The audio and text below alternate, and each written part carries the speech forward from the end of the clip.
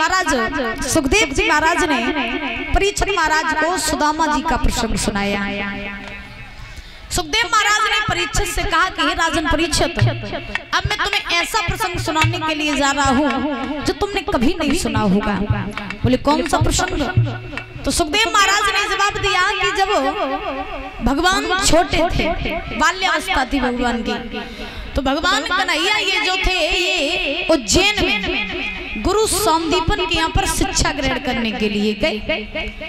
और जब भगवान कन्हैया गुरु सौंदीपन के यहाँ पर शिक्षा ग्रहण करने के लिए गए तो उसी गुरुकुल में महाराज सुदामा नाम के ब्राह्मण भी शिक्षा ग्रहण कर रहे थे।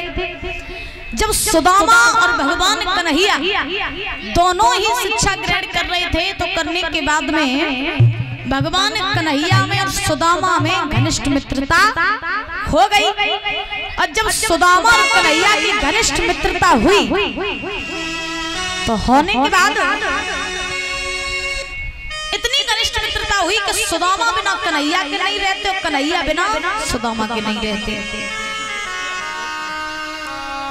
सुदामा जी बड़े अच्छे ब्राह्मण हैं, तेजस्वी यशस्वी ब्राह्मण हैं। एक बार की बात, आश्रम में ईंधन खत्म हो गया।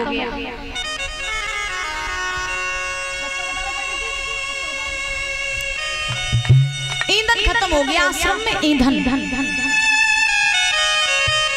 तो दादा जब ईंधन खत्म हुआ तो गुरु पत्नी ने सुदामा को और कन्हैया को अपने पास में बुलाया और पास में बुला करके गुरु पत्नी ने कन्हैया से कहा बेटा आज घर में बिल्कुल भी ईंधन नहीं है, इसलिए ऐसा करो कि तुम जंगल में चले जाओ, ईंधन ले आओ। ईंधन जाओ, लकड़ियां ले आओ,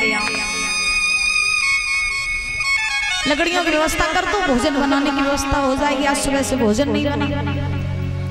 भगवान बोले मैया चिंता न करो, मैं भैया सुदामा के संग जाऊंगा और जाकर के शाम तक लकड़ियां लेकर के वापस लौटाऊंगा।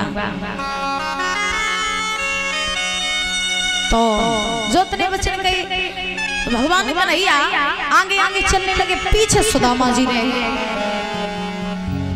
और जब पीछे सुदामा जी रह गए तो गुरु पत्नी ने देखा कि दोनों बेटा जो हैं भूखे जा रहे हैं, कुछ खाया पिया भी है नहीं सुबह से। तो गुरु पत्नी ने सुदामा को अपने पास में बुलाया और सुदामा को अपने पास में बुला करके जवाब दिया बेटा सुदामा, और तो मेरे पास में कुछ है नहीं, ये थोड़ी सी पोटरी में चने बंधे हुए हैं, चनों को ले जाओ और तुम दोनों बालकों को जब भूख लगे तो मिलके चना चब लेना। सुदामा ने चना ले और सुदामा जी चना लेकर के चले।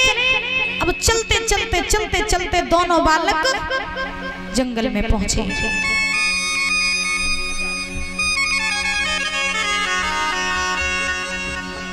जब दोनों बालक जंगल में पहुंचे दादा, तो पहुंचने के बाद में आज सुदामा जी जो थे वो वृक्ष के ऊपर चढ़ गए, भगवान कन्हैया वृक्ष के नीचे।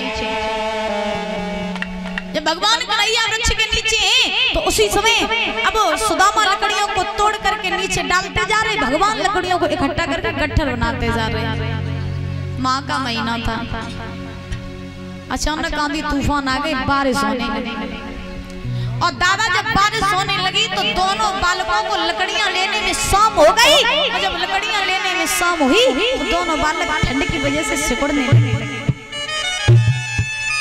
और जब दोनों बालक ठंड की वजह से सिकुड़ने लगे तो अब तो रात हो गई।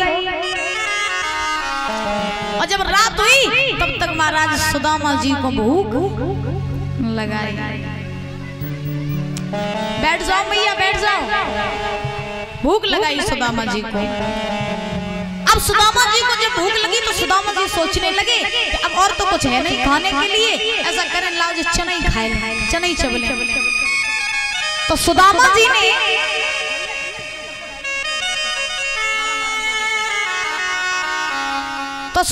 ने जब महाराज चने की पोटरी खोली तो चने की पोटरी जैसे ही खोली तो खोल करके क्या देखा कि चना तो है थोड़े से। अब सुदामा जी सोचने लगे अगर जिस चना हम कन्हैया को भी दे देंगे तो न तो कन्हैया भरे ना हम भरे, तो लाओ चुपचाप हम ही चबले। तो सुदामा जी चना चबने लगे। अब चना ऐसी चीज तो है नहीं जो चुपचाप चब ले जाए। सुदामा जी ने जब चना चबे तो दांतों से कट कट कट कट की आवाज आई। भगवान कन्हैया बोले भैया सुदामा क्या खा रहे हो, कुछ खाने के लिए हो तो हमें दे दो। तो सुदामा जी ने जवाब दिया भैया जंगल में आम क्या मेरे पास में खाने के लिए रखा है, कुछ भी नहीं, ठंड की वजह से दांत कटकटा रहे, ठंड की वजह से दांत कटकटा रहे। लेकिन यही बाबा गोस्वामी तुलसीदास जी कहते हैं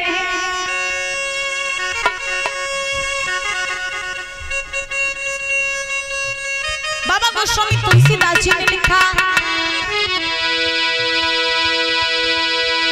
कि गुरु संग कपट और मित्र संग चोरी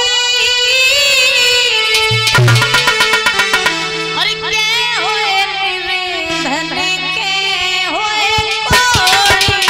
राम सिया राम सिया राम जय राम, सिया राम सिया राम जय राम।